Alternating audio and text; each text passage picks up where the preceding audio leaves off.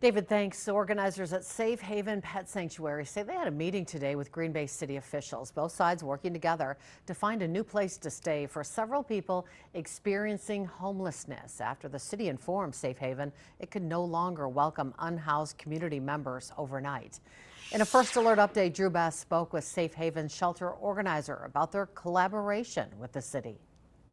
After several weeks of supporting community members who had nowhere to go during the coldest nights of winter, a notice late last week from the city said Safe Haven Pet Sanctuary could no longer shelter people experiencing homelessness. There were a lot of tears, a lot of sadness, and a lot of just defeat. The city posted a statement about the situation on its Community and Economic Development Facebook page on Saturday, saying in part, quote, "We appreciate the humanitarian response of Safe Haven's operators and have been in communication with them regarding the population they've been serving.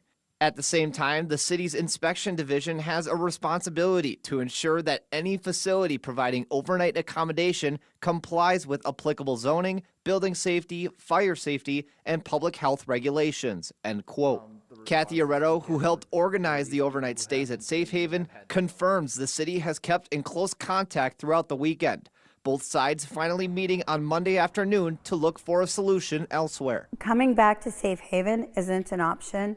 Like, that's against the ordinance. They can't change the ordinance overnight. Thanks to community support, Oreto says the people who were staying at Safe Haven are now temporarily staying at a hotel. While she does not know how long it will take for them to find a new option, she's happy everyone's efforts are helping make a difference. I truly believe that it is the advocating that the city and the country has done on their behalf that has made this come about so rapidly and so smoothly.